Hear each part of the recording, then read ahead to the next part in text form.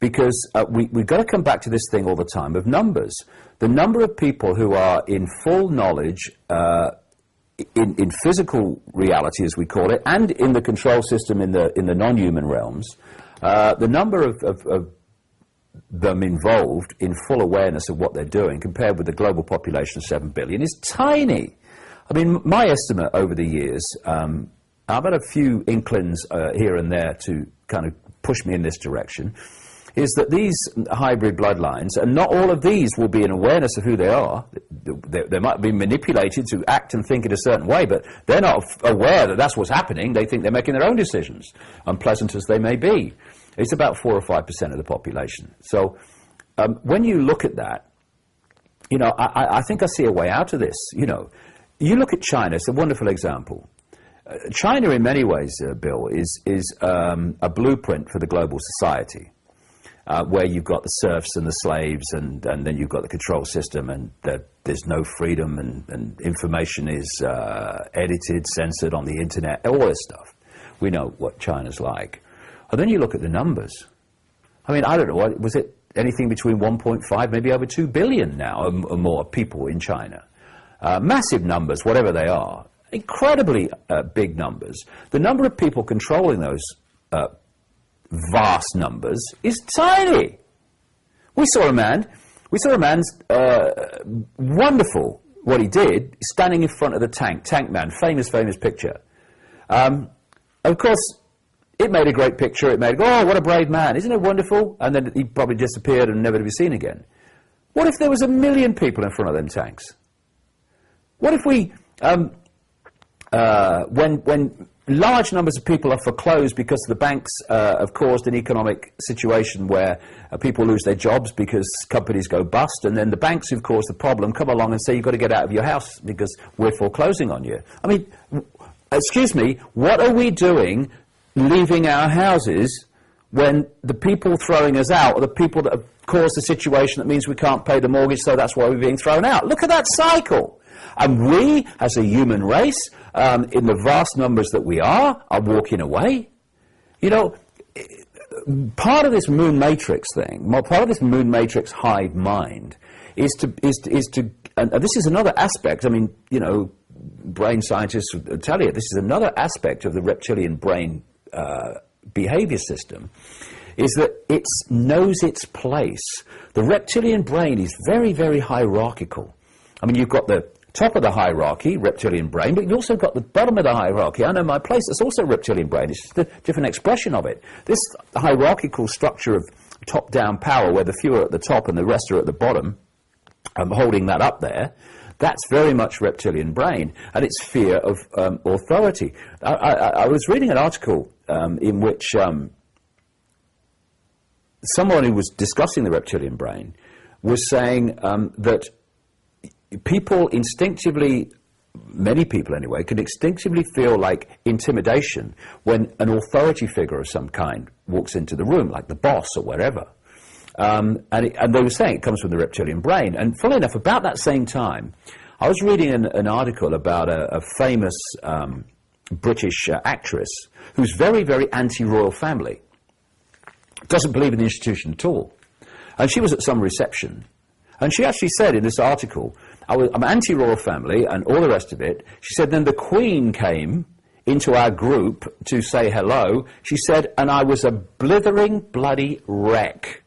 You know, like of intimidation. Oh, it's the Queen. And this is a woman who, in another situation, would be absolutely, that bloody Queen, we shouldn't have a royal institution, all that stuff. That's the reptilian brain kicking in. That's what I mean. And what it does, it makes vast numbers of people acquiescent to authority. And when the population in general are acquiescent or fearful of challenging authority, then the authority, by definition, is, okay, control system in place. And one of the great manifestations of this is you mustn't break the law. Well, okay, let's follow this through, shall we? These guys in dark suits, etc., are making laws which you have no control over. Yeah, okay. So then they've made laws that you have no control over, but you're saying it's the law, so you must obey it. Yeah. Well, where do we go from here then? I tell you what we'll do. You put your hands out, and I'll put the handcuffs on, and then we'll go down the pub, because that's what you're saying. So if a law does not respect human freedom, if it does not respect human justice, if it does not respect basic fairness, if it's not about beneficial changes in society, but about imposition so the few control the many, if it does not respect freedom and justice, it should not be respected. What are we doing? And you say to people, can't break the law, okay. Well, and we're getting close to this now. If you look at the situations that are folding, I've done a whole chapter in the new book called "Stealing the Children." What if they made a law that the state could take your children away, which is what they actually want? They're in the process of doing it. Would you obey it? Well, no. Oh, so we found a line here now. There is a Rubicon then that you will cross when the law gets so much of an imposition that it takes your children away. So all we've got to look at is, are we going to make that line where we resist? No more! At the point where, knock on the door, want your children please, got the van? Or are we going to move it here?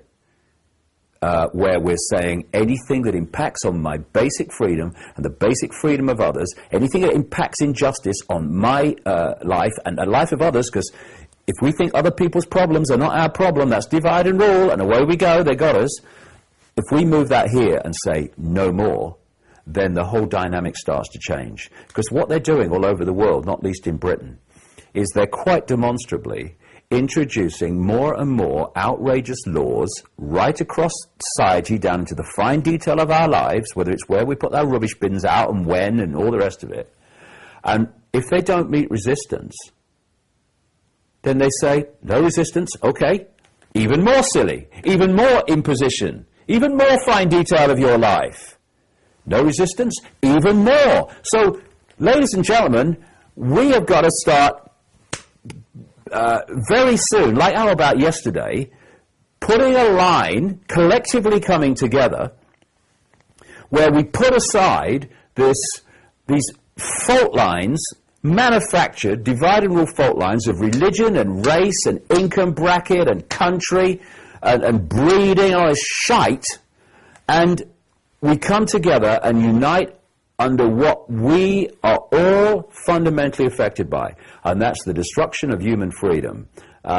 Because this is not a conspiracy to enslave Jewish people or Islamic people or middle-class Americans or any of it, South Africans, anything. It's a plot to enslave us all. And if we don't come together, we allow ourselves to be divided and ruled, then, you know, the epoch's changing anyway. But the nature of the change is going to be far more challenging than and far more unpleasant than it needs to be if we come together now and say here and bloody no further. Because when we do that when we produce that resistance, then the movement of this control system deeper and deeper into our lives must stop. But we're not resisting it. We're moaning about it. Some people are resisting it, but we're moaning about it. Oh, big brother. Oh, my goodness me. What's the country coming to? What's on telly? And that's it. And the thing is, it's not Big Brother that's bringing the control system in. It's little me allowing it to be brought in. Big Brother is impotent without a mass perception of little me. And I'm unanimous in this.